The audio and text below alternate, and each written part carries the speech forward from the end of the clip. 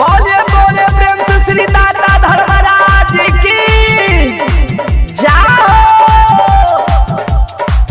हे सुनो सुनो सुना भैया सुना हे सुनो सुनो सुना भैया सुना भाई गाँव के बाबू यो भैया सुना भाई माय बहना ये बिहार राज के सुना भाई अय मालिक के चर्चा सुना भाई बड़े बड़े लीला ठाकुर जी लगल कई दुनिया बाबा संसार में लगल कई सुनो सुनो ये सुना भैया सुना भाई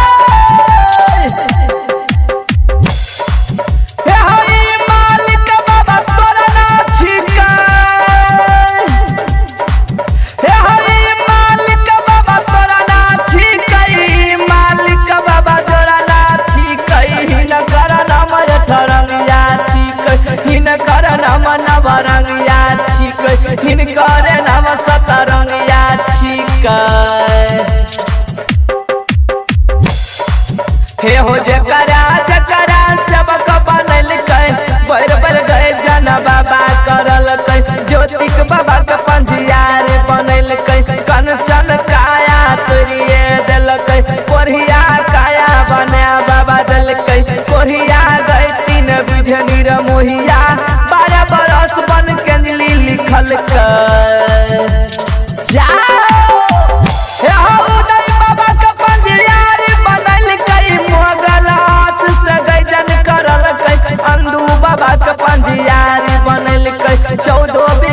सुखल बेनी बाबा के पंजियार बनल सखुआ से परी भागा बाबा दिल जाओ सिरोज पंजियार की जाओ। हे हो सुनो सुनो सुना भैया सुना हे हो सुनो सुनो सुना भैया सुना भैया गा भैया सुना भैया गाम के माहे बहिनिया सुनबै आई ठाकुर के लीला के सुनबै बड़े बड़े लीला गोसाई हो लगल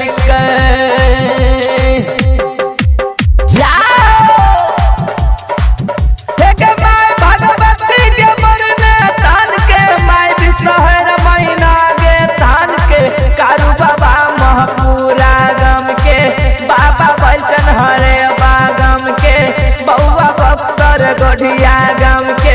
बाबा विष्णु हो 85 के न्यू रिया रिकॉर्डिंग स्टूडियो की प्रस्तुति की जाओ। हे माजी कताने के बदला धमारा के हे माजी कताने के बदला धमारा के माय गंगा हे गमनसी घाट के माय तारा हे ग महिषी धाम के माय चंडिका मुंगेर गम के जिया जिया होगा भैया जिया बिहार में नाम कर जा। एक माय चंडिका मुंगेरी के गम के माय काली है गनीरपुर वाली माय दुर्गा के भमरपुर वाली माय शीतला शीतलपुर वाली न्यू रिया रिकॉर्डिंग स्टूडियो की प्रस्तुति की जाओ। हे हो माया कलीला गोसाई हो लगल जाओ। हे हो माया कलीला गोसाई हो लगल कई दुनिया बाबा संसार में लगल कई जे कोई मन से पूजा करे छै हुनकर बेरा मालिक पार लगवे छै। हे हो जे कोई मालिक पर सुरता धरै छै हुनकर बेरा मालिक पार लगबै छै जे कोई मालिक से यह मानी करे हुनकर यह मालिक के तोड़िए दै छै। श्रोता भगवान या लिए कहलकै हे हो भागती के हे यो रागा हे यो बिहार राज के भगत सुनई वाला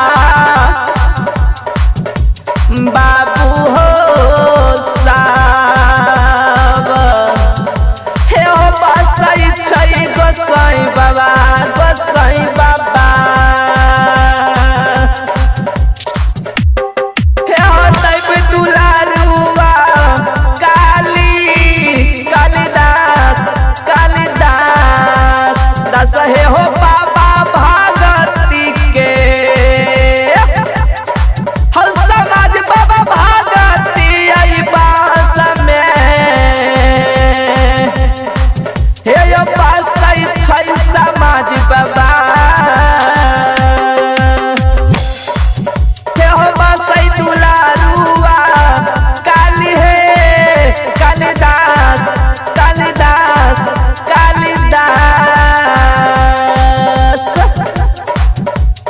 अभी आप सुन रहे हैं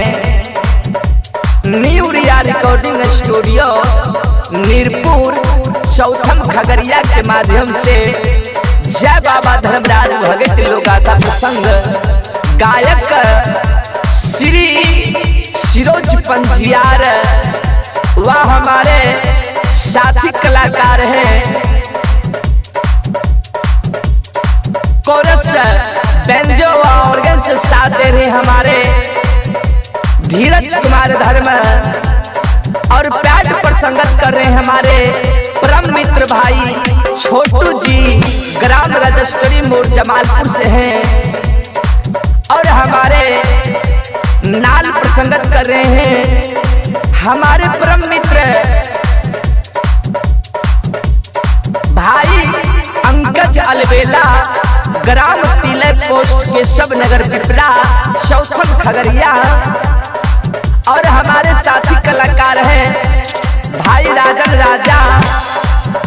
संदीप सरगम दूसरे नाल वादक हैं नीरज निराला। आइए हमारे गुरुदेव हैं मान्य बाबू श्री सहदेव पंजियार वह हमारे मान्य बाबू गुरुदेव हमारे हैं श्री योगेंद्र पंजियार वह हमारे मूलगन बाबू हैं पूज्यवर पिताजी स्वर्गीय बाबू श्री लखनदेव पंजियार। तो आइए मैं श्री शांति लखन भगत कीर्तन बाल मंडली ग्राम पोस्ट नीरपुर थाना चौथम जिला खगड़िया बिहार। मेरा कॉन्टैक्ट नंबर है 80 51 30 13 25 और दूसरा कॉन्टैक्ट नंबर है 91120700। आप किसी भी प्रकार के शुभ अवसर पर इस नंबर पर कांटेक्ट कर सकते हैं। आइए मैं इस न्यू रिया रिकॉर्डिंग स्टूडियो के प्रोपराइटर मैं सिरोज पंजियार तमाम भारतवर्ष के भगत सुनने वाले श्रोता बंधु को मैं कोटि कोटि नमन करता हूं और न्यू रिया रिकॉर्डिंग स्टूडियो नीरपुर चौथम खगड़िया के माध्यम से हार्दिक हार्दिक बधाई। आइए इन्हीं शब्दों के साथ मैं अपनी वाणी को विराम देता हूँ। जय हिंद, जय भारत, जय बिहार। हे हो गालाती, हे यो सालाती,